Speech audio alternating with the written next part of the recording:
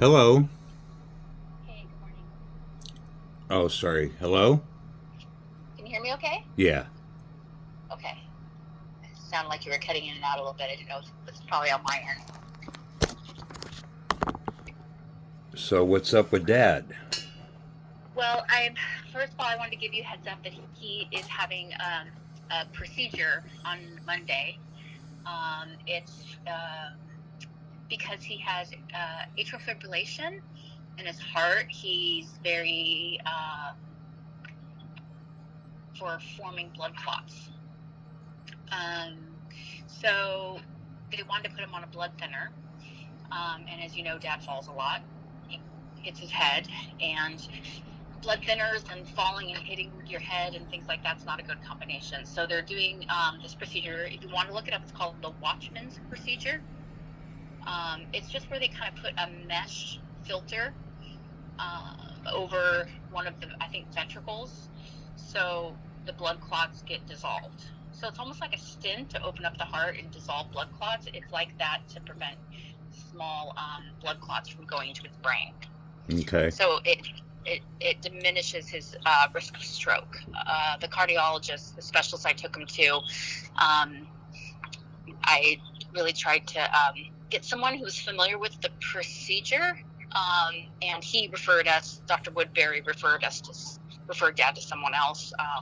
So yeah, it was all good. It was the doctor's recommendations. So, and I think it's probably a really smart one. So yeah, he wanted to go ahead and have that surgery. I think that's smart. You know, no need to increase his risk for getting hurt. So Right. that's tomorrow. I'm not sure what time it is, which leads to my follow up on that. Dad has chosen to not have me as his power of attorney anymore, which I'm fine with. At first, I wasn't, because I was concerned for him, and well, that's who's going to be your power of attorney. And this is a recent development. He met a woman and they got married. I'm very happy for him.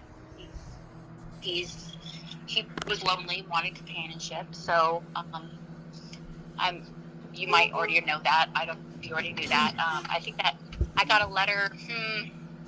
Was it Wednesday? Wednesday, I got a certified letter from Dad saying that they had been married, and I think he's just changing everything into her name, which that makes sense to him. That's fine. That's what he wants. I have no problem with that. Um, they're married, right? So, I mean, what else can I say? What else can I do? Yeah. So I thought you should be aware of that. And that's power of attorney over everything. You My name had is power Rose. of attorney?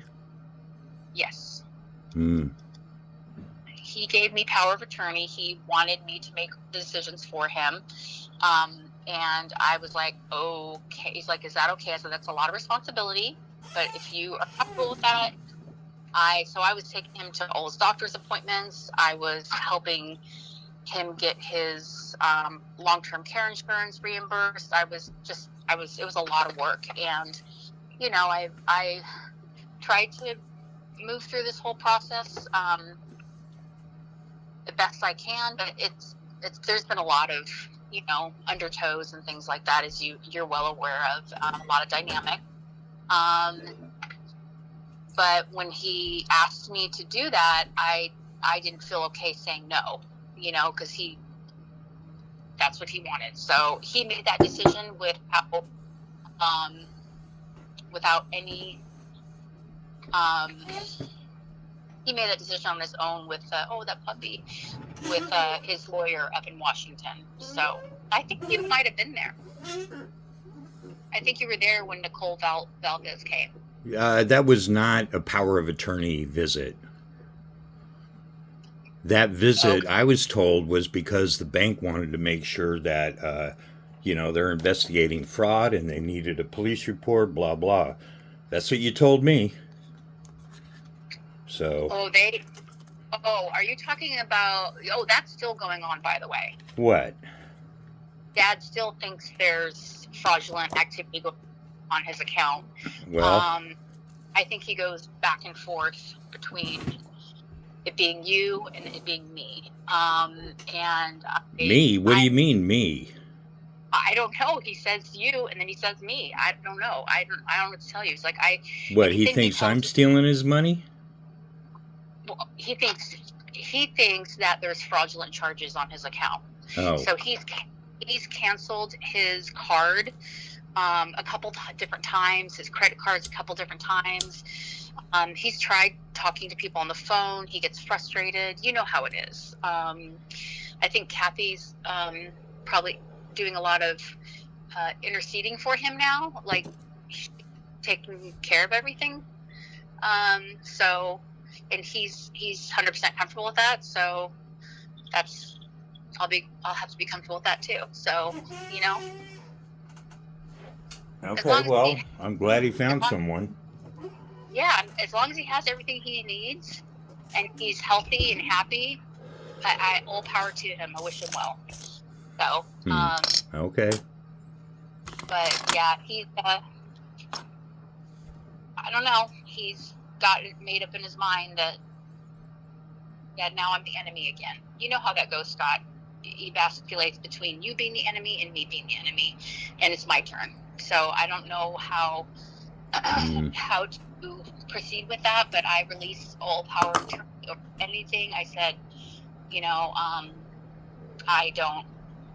He told me if I didn't do it that he was gonna sue me for elder. I was like, okay, cool, whatever. I haven't done anything wrong. You knock yourself out, and go from there.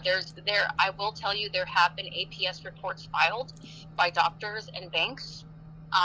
ATF? Adult Protective Services reports. What's the ATF report? Adult Protective Services reports. Oh, APS. I thought you said ATF, like alcohol, tobacco, firearm. No. Who called Adult Protective Services on him? Not on him. I think on Kathy. The doctor did. The doctor called on Kathy?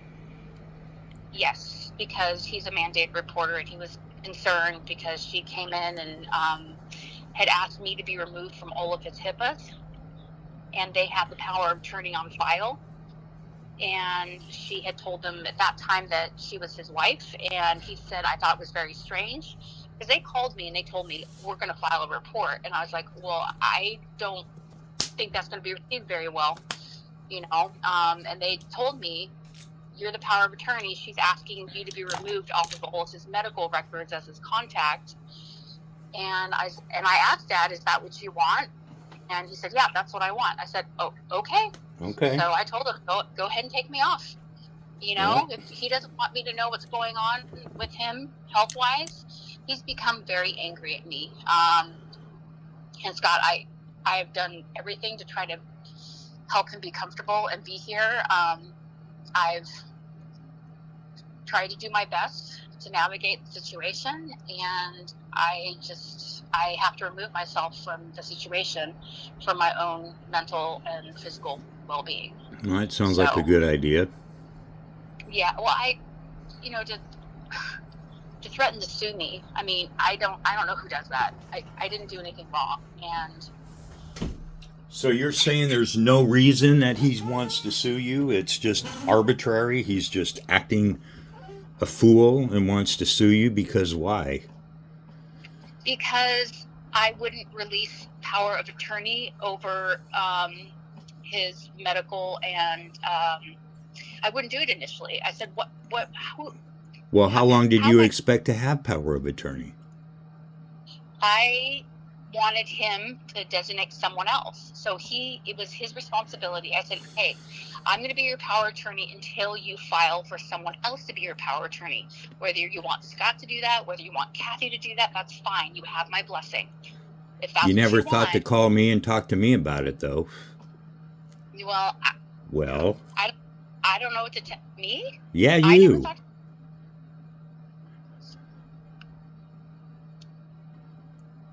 I don't understand. Well, it's interesting that I'm hearing about all this after it's all kind of said and done. I'm being considered for power of attorney, and I No, I find didn't out say after that. it's already been dissolved, and now he's No, trying to sue you. no, I didn't say that, Scott. I don't know if he wants you to be the power of attorney. I don't know. Libby, that's what you just. Libby, slow down. What you just said was, when I asked, how long did you expect to be power of attorney? Your response was, well, you were looking for someone else, whether it was me or someone else. Not me, Scott. Dad. I don't know who Dad's going to designate as his power of attorney. In October, he wanted me to be that person. Now he does not want me to be that person. Ever since he met Kathy, he doesn't want me involved in his life at all. Yeah. That's what I'm trying to tell you. She's taken over everything. You didn't try to like stop him from spending his money the way he likes to? Because, you know, I know my father well enough to know that he does not like people telling him how to do things, especially when it comes to his own money. I understand that. Yeah. No, he can live in folly. He can live in the Taj Mahal. He can do whatever he wants with his money. In fact, when these first reports were filed, I didn't even know they were filed. I contacted by an ombudsman at the Fairwinds where he lives. And she was like, why should you care how your dad spends your money? And I said, I don't care. He can spend his money any way he wants to. I don't know why you're coming after me, because I didn't file any reports. I didn't do anything. That's not my business. Well, I remember in Washington, you were kind of concerned about him going out to restaurants. No, I'm not concerned about him going out to restaurants. You were pretty concerned. We talked about it one afternoon. You were concerned because he drops like, you know, easy $100 a night at the restaurant. And you were like, you know, why does he do that and blah, blah. And, you know, and I was like, I don't, you know, that's the way they do it. You know, your mom and him, that's the way that they socialize, was going out to restaurants and stuff. Right. Well, and he's continued that, and I have no problem with that. You did in Washington. That's what I'm saying. I got text messages, Libby. Okay. Anyway, go ahead. I can't go to a restaurant and drop hundreds of dollars every night. Because you're not Dad. You're not June. You didn't make the money that they made. So of course you can't. You shouldn't expect to unless you did it. Fuck, Libby, I can't go drop $50 at a restaurant on two people. I get it. That I didn't know what their financial situation was, Scott. I had no idea. My only concern is, can he afford to do this? Because in my experience, you know, there was a time they filed bankruptcy. You know, I just wanted to make sure Dad had what he needed. Donald Trump's filed bankruptcy how many times? I don't know. Well, I mean, that's the thing people do. They file bankruptcy, you know? Okay, fine. It's his affairs. It's his business. It's not my business. I just wanted to make sure he had what he needed. I packed up that house. I helped him sell that house. I took him to the hospital when he had that infection that, by the way, would have killed him, just like it killed Mom. You know, I tried to do everything I did. How he spoke to you in the hospital, I had no clue he was going to be like that. Well, I had no clue that he was going to treat you like that. And I said, Dad, why are you going there? Why are you doing that? And he's like, I'm just pissed. Blah, blah, blah, blah. He's always mad at someone. Someone always has to be the object of his anger, whether it's the next door neighbor, you, me, the person at the restaurant serving him a meal that he doesn't like. Always has to be in contention with someone. And you know this, Scott, and you and I have suffered a lot of trauma because of his aggressive, hostile, toxic behavior. And what I'm telling you is, for the last month and a half, since Kathy and Dad walked into the financial investment office and asked to liquidate all of his investments to the tune of $400,000, which, by the way, he said he didn't have to touch that, and that was for us when he died. That's what he said. Well, I mean, And again, it's the way rich people do their money. You and I don't know because we are not rich people, okay? My Uncle I understand. Mel liquidated all of his stock. He had stock, I mean, probably since his father gave him stock. That's fine. He's a Yeah, colonel in the army and he liquidated all of his stock the first time Trump came around because he's a Trump voter and he didn't know what the hell the stock market was going to do. That's what they do. It's not the first okay. time he's done it. He did it when Clinton started. He did it when the first Bush started. I mean, that's just what they do. Well, I am telling you about the situation because I feel like you have a right to know. You're his son, right? You have a right to know what's going on. I have been trying to get Dad to take a deep breath and to not be so angry for probably about 2 months now, for all of June and all July. Yeah. I've gotten multiple phone calls, very nasty phone calls, nasty emails, threats, and I've been trying very hard to, okay, that's fine. Go to a lawyer and get it done. I'll sign off anything you want. What has he been threatening you? He said that he's going to sue me. He's going to take legal action upon me. I don't know what that means. I'm like, I don't know what you want from me because I can't decide who your power of attorney. You have to go to a lawyer and decide who you want your power of attorney to be. I can't do that for you. But he kept blaming me like I was preventing him from switching his attorney, and that's not true. I said, Dad, you just have to get a lawyer. I will sign whatever you want me to do. But he didn't do that. He sent me threatening letters telling me, like, editing stories like it made him sound like me sound like the villain. I never accused you. Dad accused you of messing in his accounts. And I never did that. Okay? And now he's accusing me of messing in his accounts. Okay? Because I went to the bank. He said, this is happening again. I'm so pissed. I'm going to write him a letter and I'm going to tell him exactly what I did. And I will be more than happy to send you a copy of that letter. And I'm also going to say in that letter, I believe Scott had absolutely nothing to do with this. I think it's him not realizing what he's doing. He's online, he's entering his credit card information or his ATM, whatever. There are like so many dating websites and entertainment websites on his card right now. And I think it's just like someone hacked his card and went crazy and went to town on it. And I'm trying to tell him, Dad, Well, what kind of entertainment? I don't know. It just came up when I spoke with the bank. I went into the bank and I said, look, this is what's happening. What do I do? I asked them, what do I do?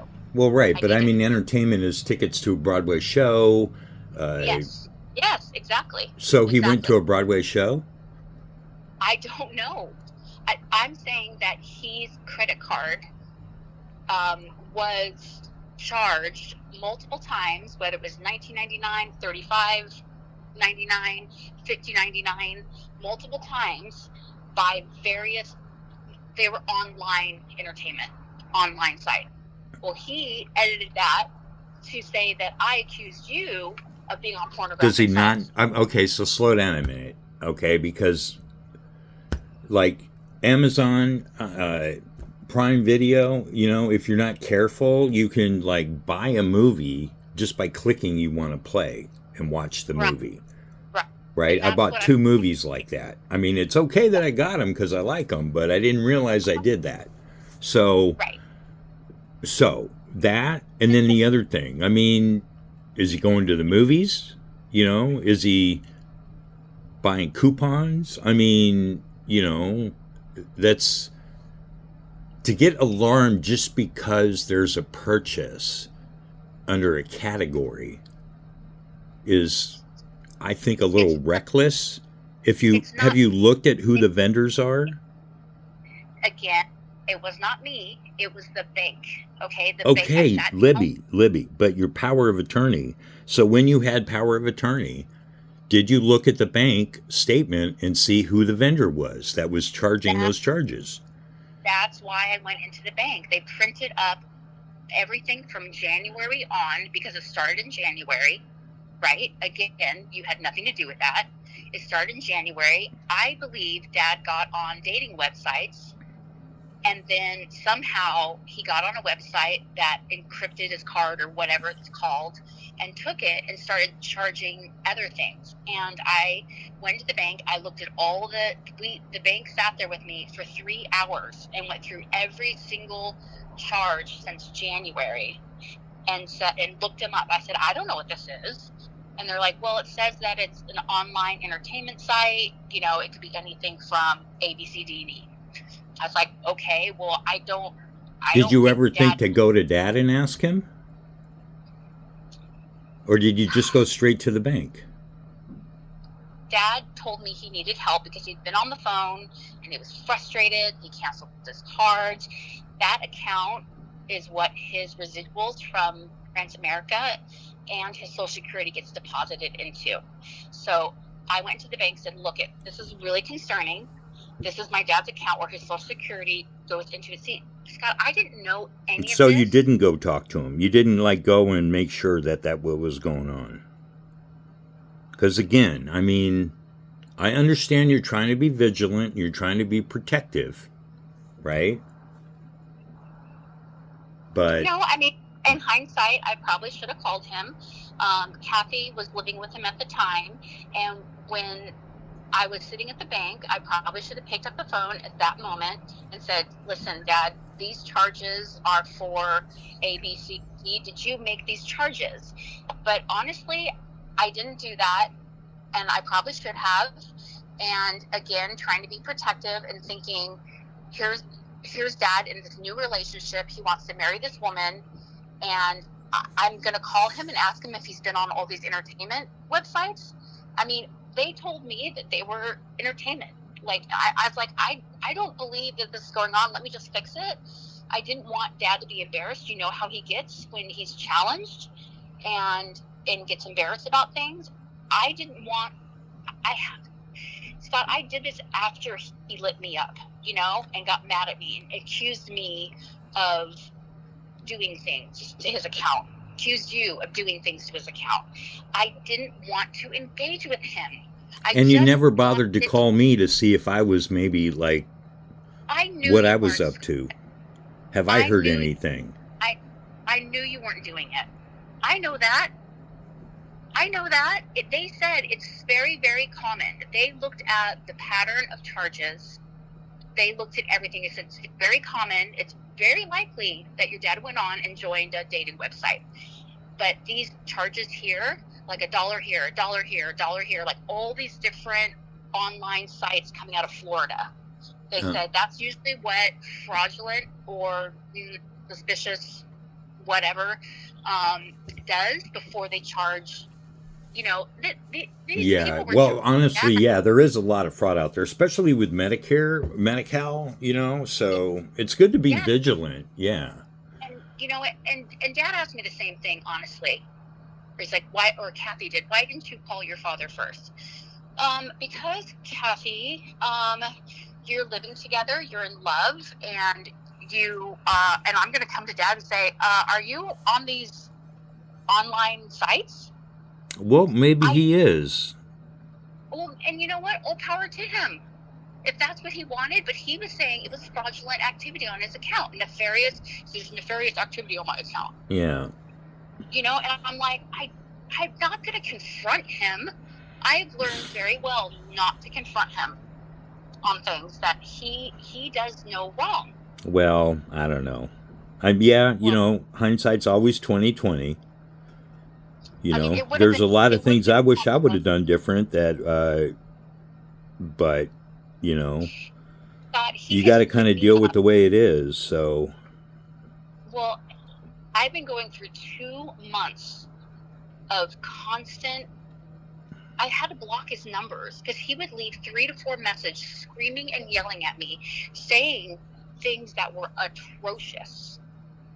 Okay? I thought, you can be mad at me because of everything that happened in August, September, October. That's fine. But I've been dealing with Dad's behavior and everything he needs, right? Do you think it was easy to do all the stuff that I did? You don't even know, my body broke. I was admitted to the hospital because of all the stress of this.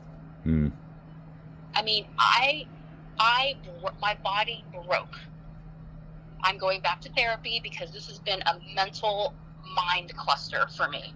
Well, It's that'll really be good. hard. That'll help you sort things out. Yes, it's really hard to try to take care of someone and then you become the asshole. And it didn't, and everything was calm. I wouldn't say it was perfect. Things were calm before Kathy came into the situation.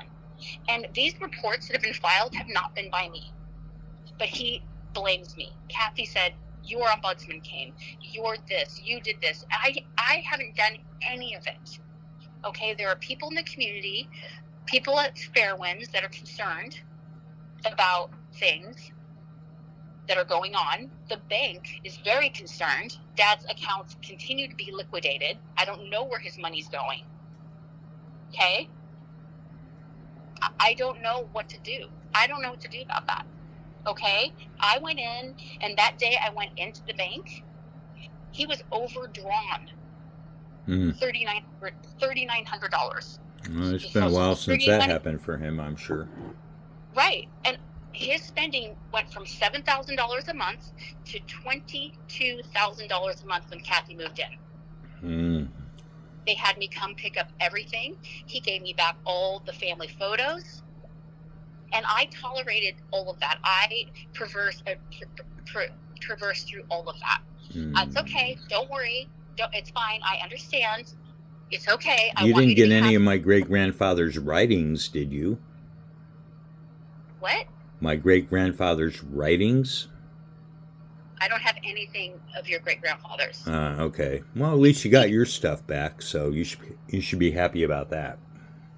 Did you got your books, didn't you? I don't know. Your grandfather's books. Yeah, I don't know. I don't know where they are. But did you receive them? Not yet. Okay.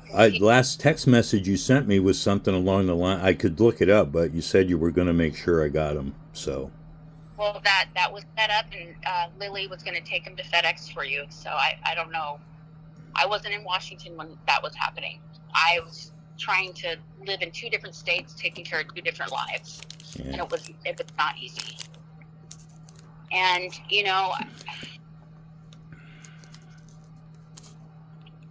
there were multiple sleepless nights. Dad was very sick, Scott. I had to.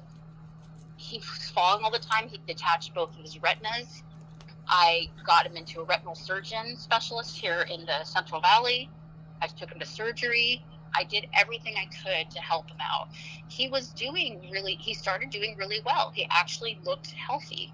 I was taking him to wound care because of the wound on his leg every 2 days. Oh, yeah. What's going on with this skin cancer? I took him to a dermatologist, and they've removed everything they found. And so far he's doing good. But he goes in probably once a month and gets checked. And I've established all of this. Okay, so I did my best to set him up. He's got excellent care for everything now. He's got a wonderful living situation. He's very social. He's going out into the community and going to dinners, and he's having a ball. He's living a very great life. Well, good. That's exactly what he should be doing. Absolutely, I agree. But I need to let him make his own decisions for himself. I don't know why he wanted me to be his power of attorney, and then a few months later, this happens, and I have processed through it, and I have come to understand that he wants Kathy to make all the decisions for him, and that is fine. That is fine. I don't understand why you wouldn't leave your daughter on the HIPAA so they can at least share information with me. But I think he's just doing that because he's angry at me. I'm He's not like, on I his don't want. HIPAA. I mean, shit. I mean, it's, I can understand how being excluded from things that you're used to being involved in is tough, okay? Um I mean, but I mean, I haven't heard from you since October. I'm not really sure what's going on now. I mean, so what are you looking for? I don't want to be at odds with you. When you left, you were very angry. Yeah. We had a very unfortunate interaction. I think we both, like you said, had different perspectives on the situation and took different avenues. I went into fix-it mode. That's what I do. That's my hyper-reflexiveness. I'm working on that, okay? It does feel like a stiff arm to the face. I'm working on that because for many, many decades before, I wasn't allowed to have a voice. I wasn't allowed to have an opinion. Do you see what I'm saying? I was raised to say, be quiet, don't say anything, and do as I tell you to do. And if I stepped out of line, whether I was intentional or not, or if I did something wrong, or if I failed to meet the expectation, no matter how reasonable or unreasonable it was, I was told I was a piece of shit. So I'm sorry that I treated you in a way that made you feel that I wanted to be at odds with you or that I was fighting for Dad's affection or attention. I was not. I was very happy that you guys had that time together. My concern when I came up was not you. It was not about you. It wasn't about anything. It was about that wound on Dad's leg, getting him into medical care. That next morning after you left, we went to the emergency room and he was admitted. And I said, I think you should call Scott and tell him where you are. No. He was mad. He was angry about the interaction that we had had. But I was there taking care of him, so he had to play nice with me. Do you see what I'm saying? I think he was just as angry with me as he was you. I really do. And John even asked me, do you think your dad has ever really loved you? And I was like, I don't know. Now I'm starting to wonder. Wow. I know. Because, Scott, why? Because he has accused me of abandoning my mom. He's accused me of not having a relationship with her. Do you know she had cancer? Mm-hmm. She had stage 4 adrenal carcinoma. Yeah. I talked to them. I didn't talk to them often, but over the years we talked to each other maybe once a year, either a text or a brief phone call. And Dad told you that my mom had cancer? I didn't know until July last year, I think it was, when they called. Because it was probably a good 2 years before we had a phone call before that. Your mom had texted me a couple times, but I mean, you know how it is, I mean, I do the same thing. If I have a problem, I don't really say anything unless it's really a problem. If it gets like a health problem and it gets solved and fixed, I don't run around and tell people about my carpal tunnel. But, if it debilitates me to a point where I can't do something or participate, well then yeah, I do. So it's kind of the same thing with, I think everybody, especially older people, they don't like to talk about their health issues. So. Well, and Mom didn't want to tell me, and I understand that. And nobody told me. I didn't know. I had no idea. And I asked Dad, and I didn't say anything until I think it was around Thanksgiving when he moved back here. And I said, did you know that Mom had cancer? He said, yes. And I said, why didn't you guys want me to know? And he said, because your mom knew that you would want her to go be treated, and she didn't want to go through that. And I said, okay, that's fair, but I also would have honored her decision. But the problem is that we weren't operating from a relationship of trust and mutual understanding. Our relationship was very similar to yours.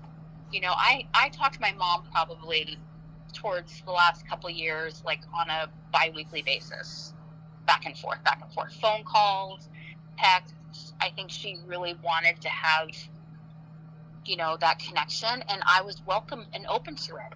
But for Dad to accuse me of abandoning my mom and not coming to visit her when she had cancer, that's not okay. That's not fair.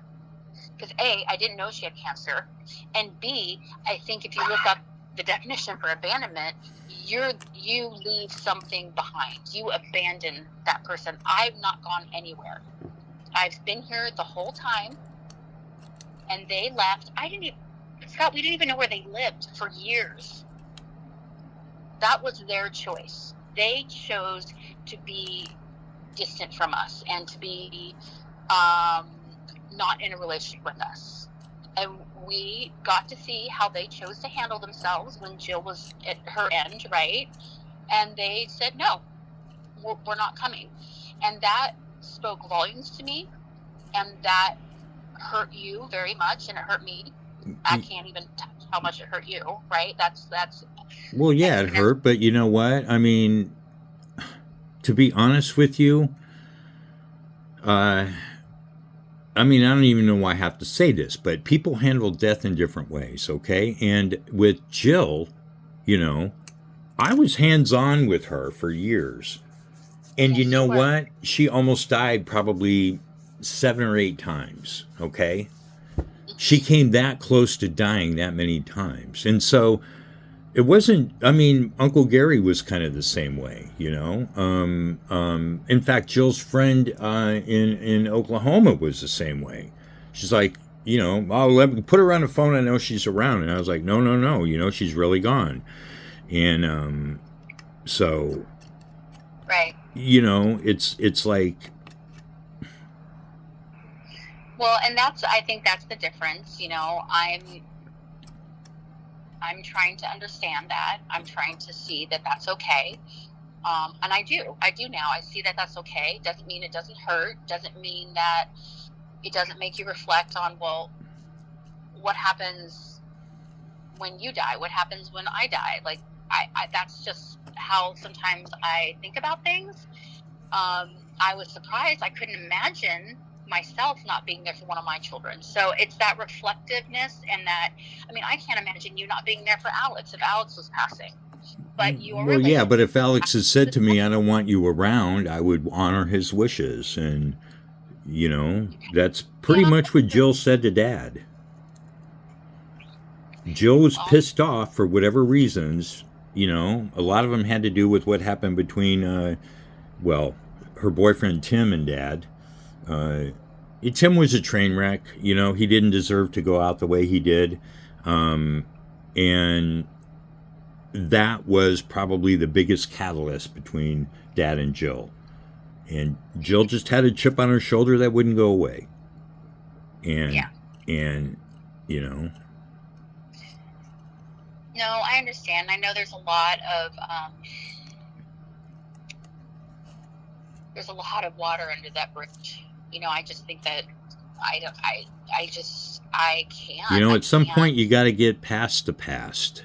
You know, you're even if your mom was still alive, you're not going to be able to go back and fix whatever that thing happened that created whatever feeling you have that riles you up when you get abandoned.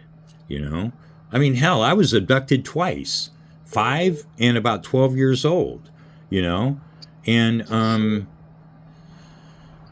I got abandonment issues. It's probably one reason why I can't hold a relationship, is because I'm afraid I'm always going to do some shit that's going to get me, you know, in trouble, or, you know, screamed at, or I mean, whatever, right? So it's like, at some point, you know, I really hope that this therapy you're going to enter helps you with that abandonment stuff, because, I mean, it makes you do silly stuff. Makes you say things you don't know anything about. makes you do things you don't know why you're doing them. You go after people, you have no idea why you're going after them, you know?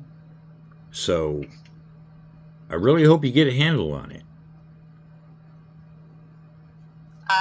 I have done a lot of therapy to get a handle on it, and now I'm going to a specific type of therapy to address the trauma response that I don't have control over. Cool. Good. So I have the head knowledge. I have the therapeutic tools. For the first time in my life, after Dad and Mom left, I was able to focus on my own health instead of always just trying to make them happy. And I did the hard work, Scott. I did the hard work. Now I know that I have a trauma response that I knee-jerk react, and it's not necessarily something I'm proud of, and I know it's an issue. I don't want to feel that way. I don't want to feel that fight and flight when someone says something shitty to me. You know, I don't want to feel devastated when people reject me, right? But these are like autonomic responses, and that's why I'm going to EMDR. Good. And honestly, I started this a while ago because of the dynamics with Dad. I was thrust in the middle of it. You know what it was like to be there with him day in and day out. You don't know this, but he came and lived with us for 2 weeks with Fox News blaring on the TV. And I thought I was going to turn myself inside out. And it's hurtful when you turn yourself inside out over and over again for someone, and then yes, a new situation comes along, and I'm like, that's fine, that's great. I'm so willing to be a partner in this with Kathy, but to be completely told that if I don't just get up and go, like basically he doesn't want to have anything to do with me because now he has somebody else in his life to focus on, and that's fine. But wow, that was hurtful. It made me feel very, like maybe Dad did know what he was doing. Maybe Dad's dementia isn't that bad. Maybe he doesn't really need someone to take care of CTE. him. I don't know. CTE. He does not have dementia. He has CTE.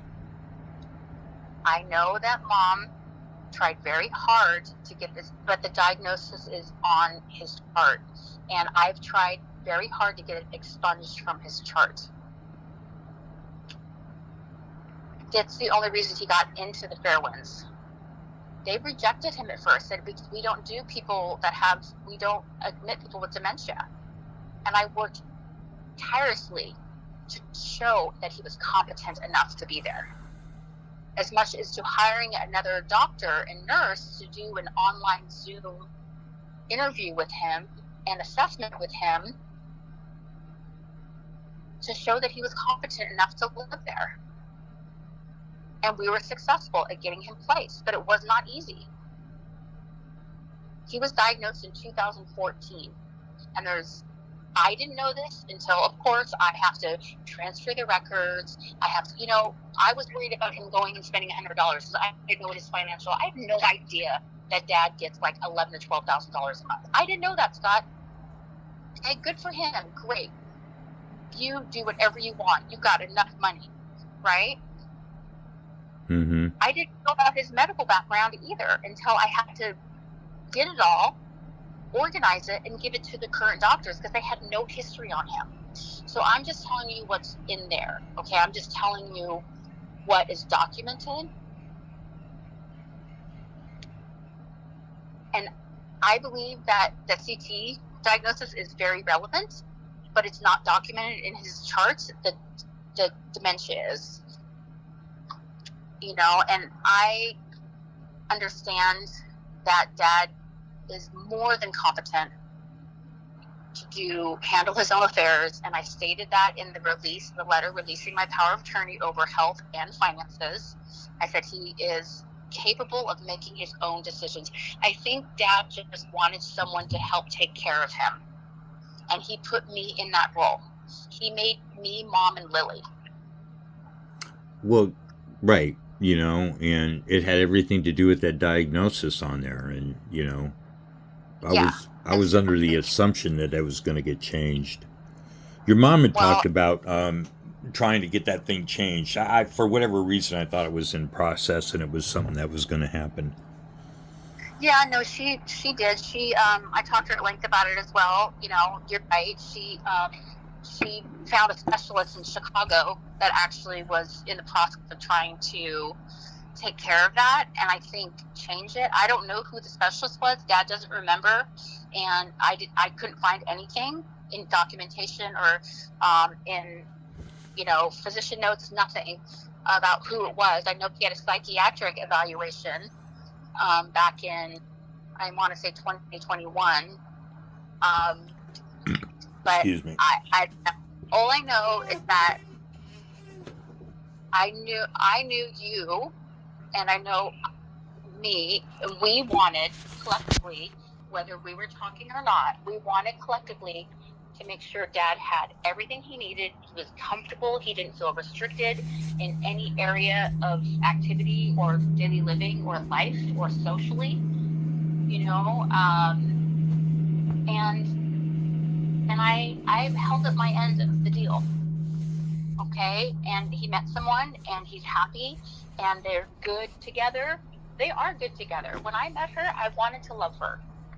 Okay, but how angry and embittered Dad has come towards me. It's like he's trying to protect her, and I'm like, I'm not the enemy here.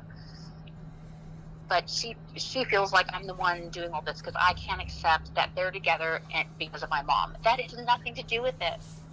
Absolutely nothing to do with it. When they told us they were getting married, they asked John to officiate, and he said, okay. And Dad asked for me to stand up, and I told him, you need to call Scott and let him know. I don't know if he did or not. I hope he did. I hope he contacted you and let you know what was going on. Well, he did call me on Father's Day. We talked for a little bit. He told me he was going to get married. So Okay. I was cool Well, with it, So yeah, we talked for a little while, and he said, okay, after we get settled, he was moving and everything. He said, after we get settled, I'll call you and, yeah. kind And of I'm thing. sure he will. So, yeah. Yeah, I'm sure he will. I just, wanted to give you a heads up on what's going on, because I complied with his demands. I won't have any information. I won't know if you and I walk into the hospital and Dad's in ICU. The doctors won't be able to share anything with us. You understand that, right? Yeah. Well, yeah. I mean, that's the way it's been, so nothing's really changed.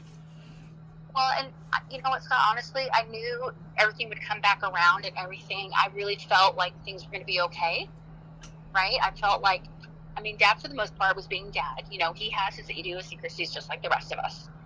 But he was calm around me. He was calm around me. Like, he would get upset and I'd say, Dad, listen. He's like, I'm not doing that. I go, well, why not? If it's in your best interest, why not do that? Well, okay, I guess I can do that. I said, yes, you can do that. Do what? I'm sorry?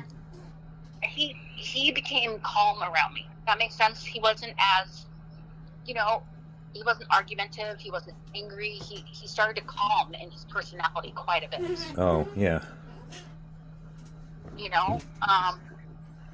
And he would call me. I don't feel good. I don't know what's wrong with me.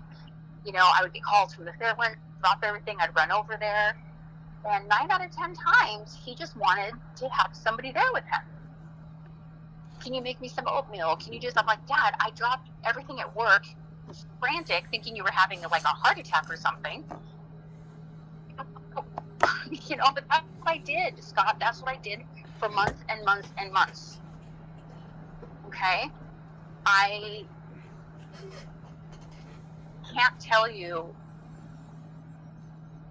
that not hurt about how things have ended up. Yes, but I'm processing through it. I'm getting through it. And if he doesn't want to have a relationship with me, that's his choice. I just don't want the harassing phone calls. I don't want the hostile email. I don't want. He's going to think whatever he wants. He's going to think this is all my fault. I gotta let him be him, right? I'm bringing you up to speed to what I know, but from this whole kind of thing that I'm trying to communicate with you is, first of all, I never meant to be at odds with you, and I'm sorry. Okay, first and foremost. Secondly, I've never, ever thought that you were going to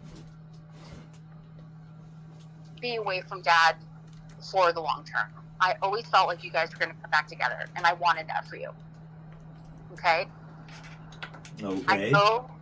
I know you think I'm a control freak, and I can see that in me, but I want you to know that my intentions have never been ill-willed. They've always been to try for the best interest of people involved, and I understand how it came across poorly, and I'm sorry I made you feel that way. Okay. Okay. Thirdly, I, from here on out, will have no information to be able to provide you or his doctors or anything else. I'm releasing all assistance to Dad. I will no longer be in a place to be able to help him if he needs help. Okay. So. What does that mean? You won't be in a position to help him if he needs help? If, God forbid, he has a stroke or loses all his money or whatever, I'm not in a position to step in and help on his behalf or make decisions for him if he's not capable of making decisions for himself. So the facility requires someone to be a power of attorney, which I think that's one of the reasons why he designated me as power of attorney. You can't move in there without having a designated power of attorney and preferably a secondary. Makes sense. Yeah.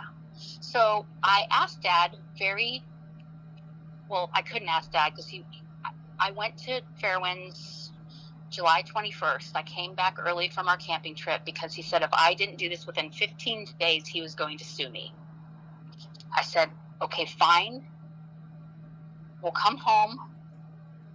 I've been getting daily phone calls and emails for 8 weeks. So we came home and I said, fine, I will take care of this. Just tell me what you want to do. Kathy told me I'm going to write a letter. I'm going to write up a letter and you just need to come sign it. Uh-huh. Well, they had gotten a visit from the ombudsman prior to me getting there. And they were livid. And I was like, why are you mad at me?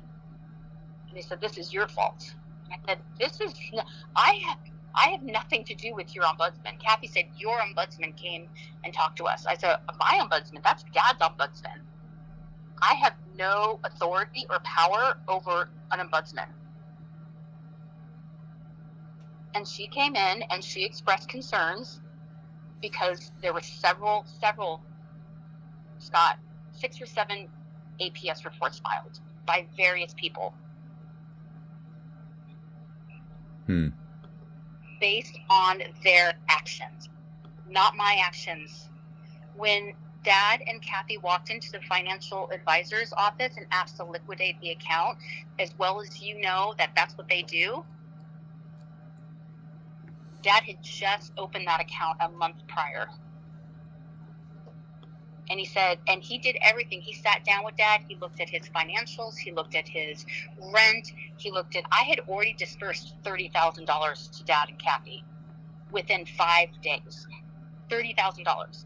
And the advisor said, well, is everything okay, Ron? I mean, something's awry, something's askew. Are you, he says, I need it for rent. So I called the Fairwinds. I said, is he paid up in his rent? Is he having problems paying his rent? No, he's fine. He's already paid up. So I don't know where that $30,000 went. I have no idea, and I don't care. You want to spend your money? Spend your money. Sounds great. You know? So there's two sides to every story, Scott, and I will assure you that every one of those reports were filed by people who were concerned about their actions, not mine. Okay? I did not file one APS report. The ombudsman called us and said, why should you care? And I said, I don't. But third or fourth time she called us, she said, you guys need to call the police, because everything I'm reading in these APS reports, Kathy's walking in with Dad to the bank and withdrawing $16,000. She's writing checks to herself. She's doing all this stuff. I said, what? News to me. News to me. So I am not the propellant or the proponent of these accusations. They're coming to me after the fact and saying, do you realize this is happening? So yeah, I'm going to go into the bank and try to fix it. Yeah, I'm going to make sure that Dad gets his heart surgery scheduled, which, by the way, was rescheduled 3 times because Kathy said it wasn't convenient. I said, this is big. He could stroke out. So it can look like sunshine and rainbows from one side, right? But the banks and the doctors were not seeing that side. I'm happy for Dad. I want Dad to have what he needs.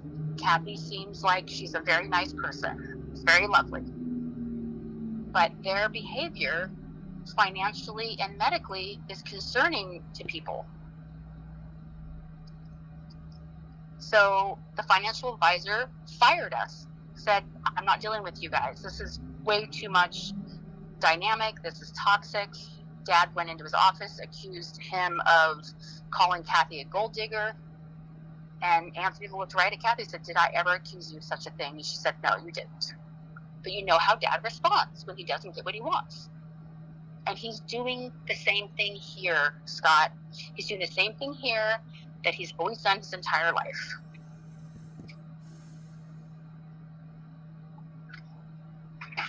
Well, so it's what he built for himself, so.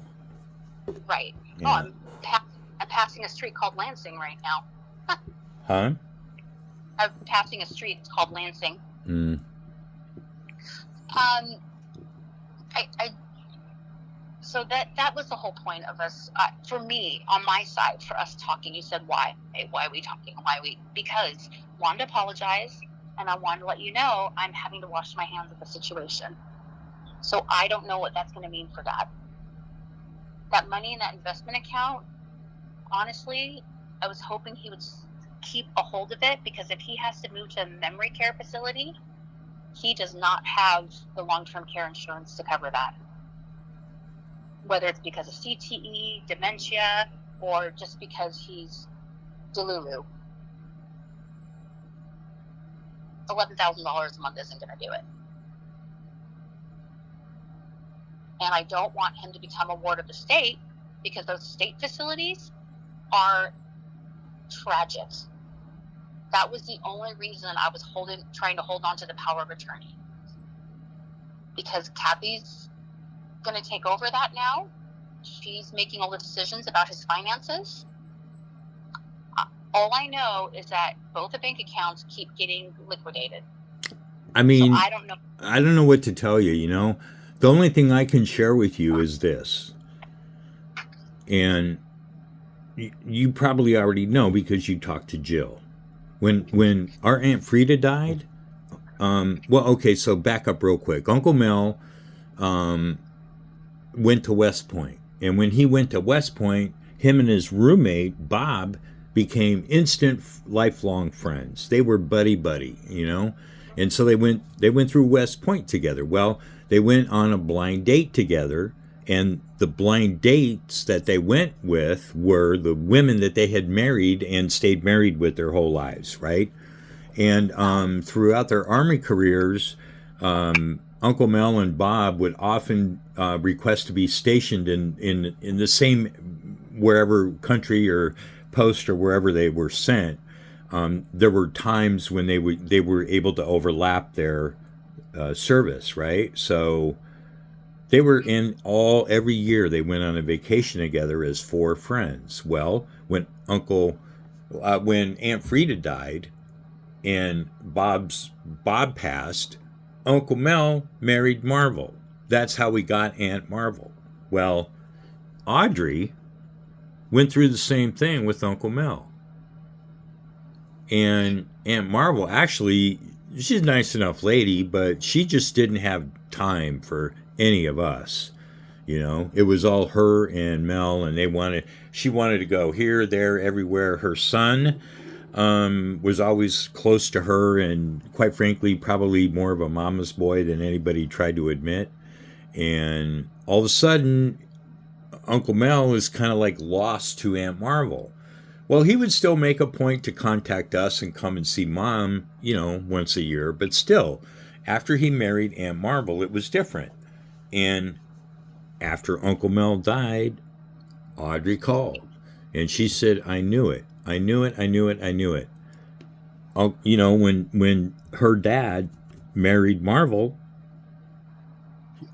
Marvel got all the money. She took all the money. In fact, when Frida knew she was going to die because she had cancer, and she even told Uncle Mel on her deathbed, do not marry that woman. She is going to take the money from your kids. Mm-hmm. So that's what happened. Yeah. It has to be okay with you. You know what? No amount of money is worth my peace. Is it a feeling of right and wrong to me? Yes, it is, honestly. Because my mom stayed married to Ron for how many years? And that was the result of their hard work and their life together. I don't feel entitled to anything, but to say, I don't want you to have anything that your mom and I developed together. I don't want my son Scott to have anything. That hurts. It does. But you're right.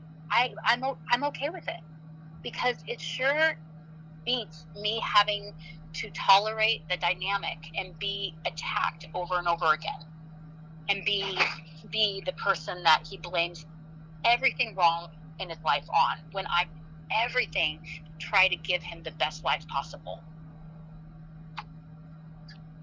even to my own detriment.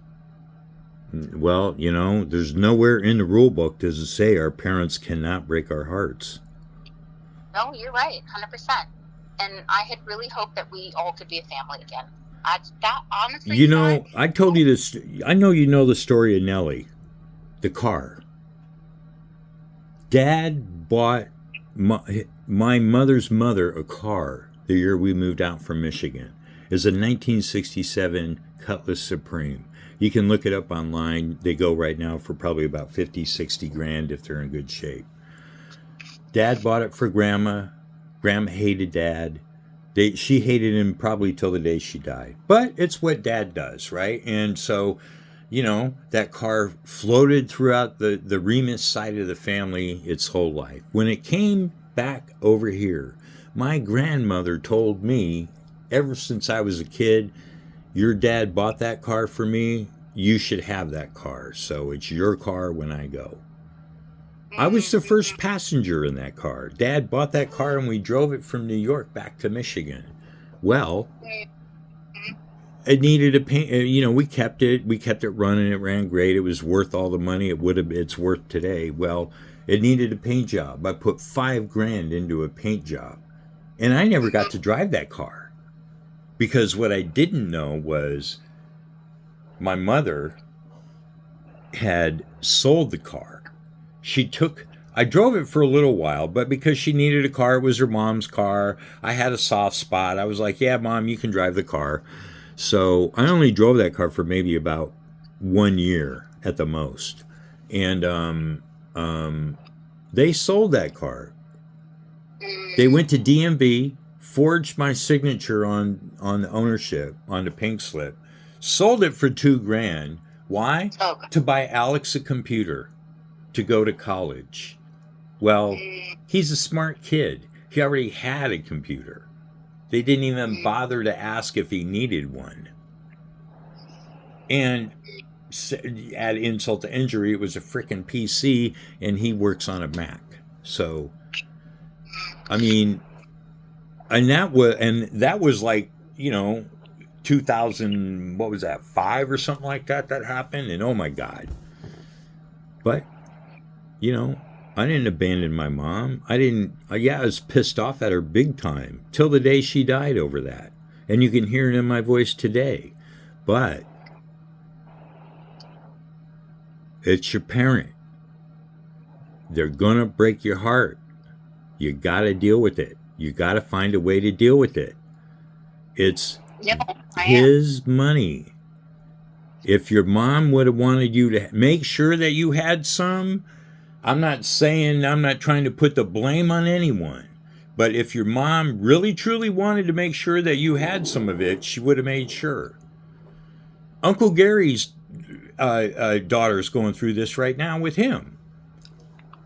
When Aunt Judy died, they didn't even have a will. So Uncle Gary got everything, and Kristen, she can't even get the good china out of the house because Uncle Gary's so wrapped up in making sure nothing leaves the house, So, I mean, it's like you have to figure out a way to let it go.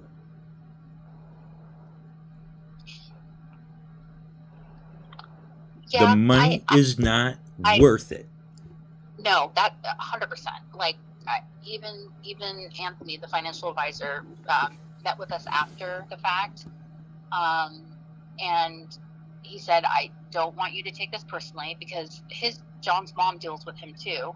He said, I understand. He's like, I feel really bad I'm having to do this, but if I were you watching the dynamic between your dad and Kathy, and he wrote a $sign on a piece of paper and held it up. He said, I would walk away.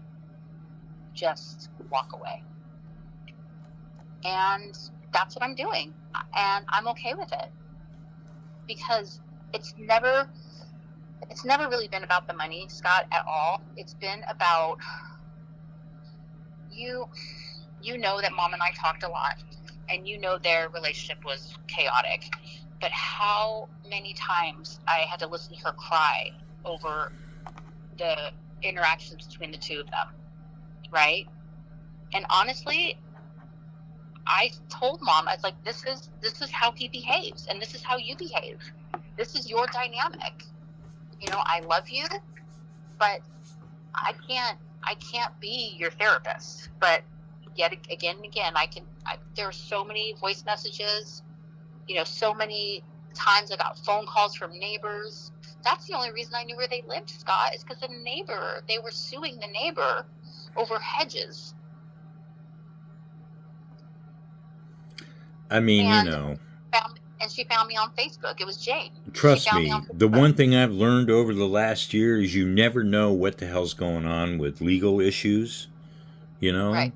So, all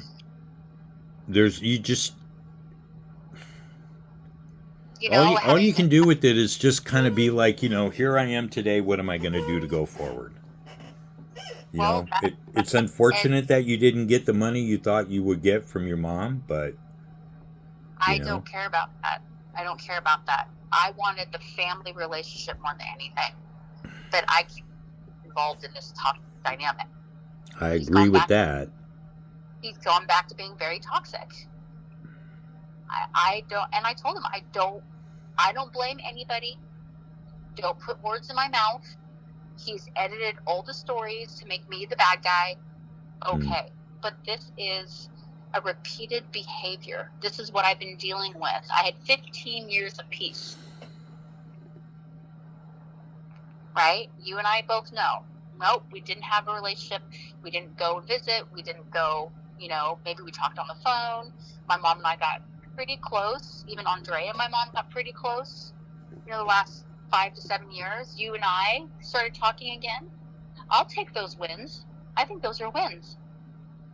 But that doesn't mean that I have to be a part of the present chaos.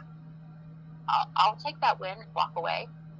I will tell you, my oldest son was furious with me for moving Dad back here, because my son was old enough to remember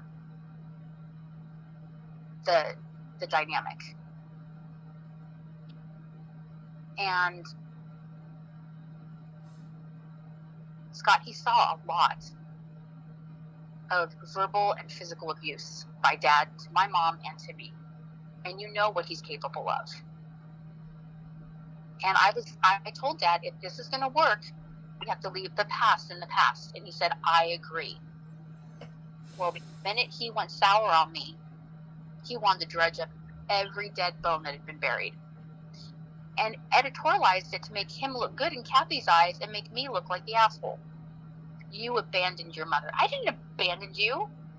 You guys chose to move out of state without even telling us. How does that equate to me abandoning you? But Scott, this is the reality of the present. And I just wanted to make sure that you knew that I meant no ill will towards you.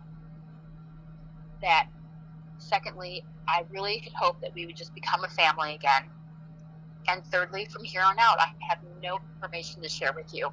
And we will traverse that together when that time comes, when Dad takes his last breath, and I hope it's not for another 10, 15 years, if he so chooses.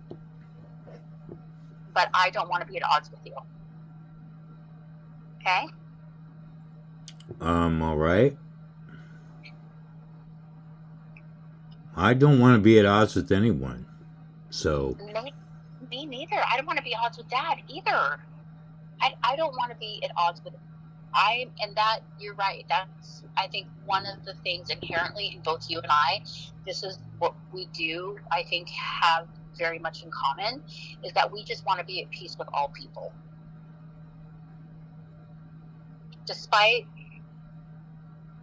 the conflicts that we come upon in life, despite the disappointments in relationships, despite, our reflexive behavior, at the heart of it, neither you or I want to be at odds with people. And that includes Dad. It was kind of nice. Wasn't it? Wasn't it kind of nice? Like you say, going out to a restaurant and having a nice dinner with him? Wasn't that nice? Yeah, it was while it lasted. Yeah, same here. It was nice while it lasted. But, yeah, it was really cool. I mean, that time up there was great, One thing that really surprised me, I didn't expect Dad to be mean and nasty, but one thing that really surprised me that was a really great treat was he shared some really great stories about my mom. And so, That's it good. was kind of like the way that he opened up and talked and stuff like that. I just kind of felt like this, he's a different person,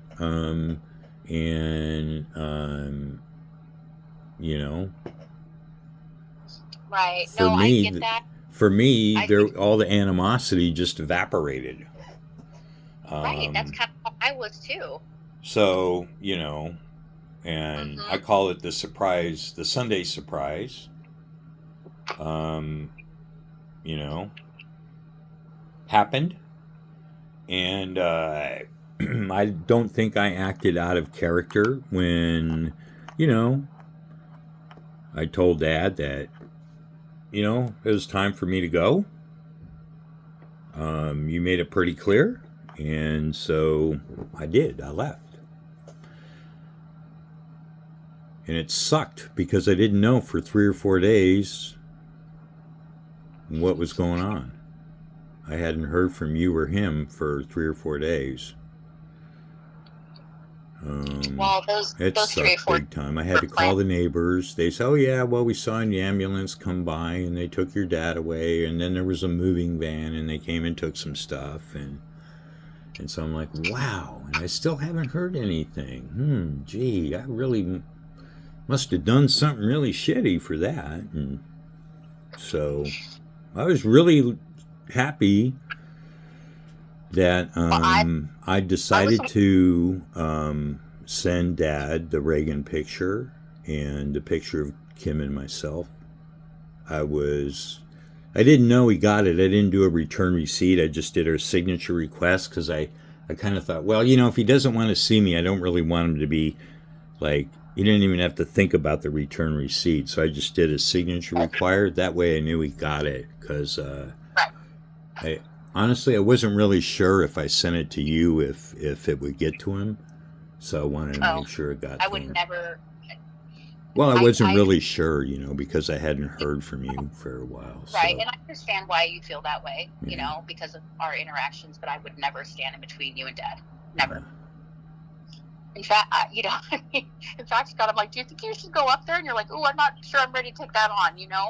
I would never. That's one thing I would never do is I don't stand in the way of people's relationships intentionally. That's not ever what I intended, and I'm sorry I came across that way. That was not at all what I intended. I was just up there to put my mom to rest, get Dad medical help, and that's what I was focused on. I didn't even realize how my behavior was impacting you until you got upset with me. So I said, I'm sorry, and you can choose to forgive me. I really wanted to go to Tanner's wedding too. I think beautiful. I bet it was. I really wanted to go. But yeah, it was. Have you been able to see the pictures on Facebook? Nope. Oh, I'll send it's you okay. Some it's all right. No, I'll be honest with you. Tanner didn't send them to me. You hadn't sent them to me, so it's cool. Yeah. What's that? And sorry, Scott, I missed. God, it really upset me. It really threw me off my game big time. I've lost about, I don't know, I think about 150 points on my credit score because I suffer from depression and extreme loneliness now that everybody in my family is dead. And then getting the news that my own father didn't want to hear or talk to me anymore really kind of fucked me up in a big way. And I still haven't graduated. I'm still struggling with that one class, that academic class. I tried to take it again, but my concentration has been really off. And so, I'll delay that another year. So I'll walk next year. So well, be gentle with yourself. I'll take a videotape and send it off to Dad, and he can watch me graduate. So that would be great.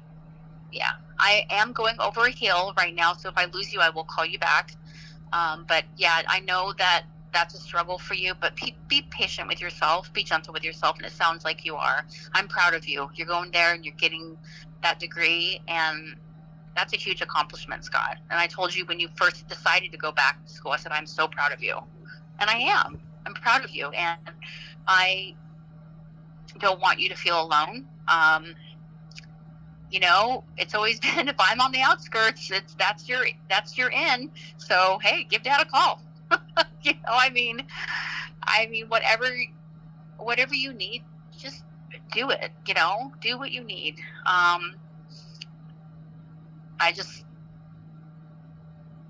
I wanted to say my amends and apologies to you, and just let you know what was happening. Okay. All right. Well, thanks for the update.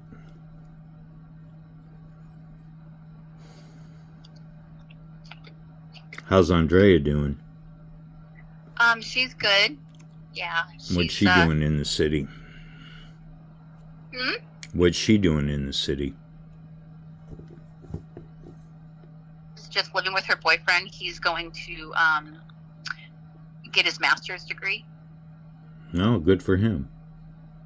So Well, that's cool. How's Tanner? How's I married life? I think he's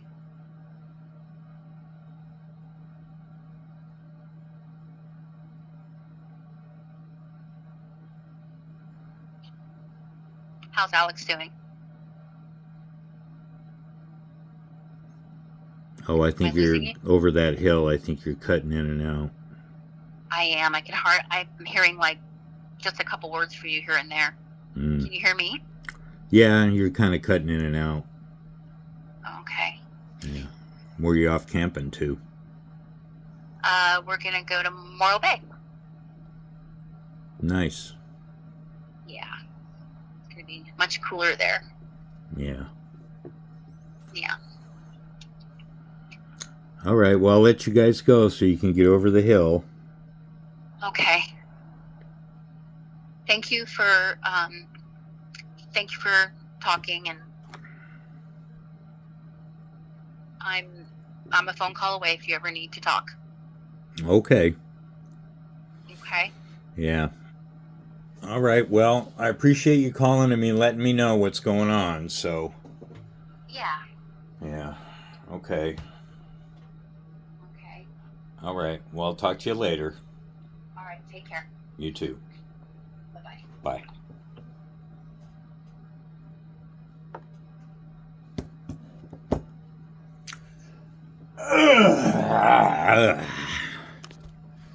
Oh my God.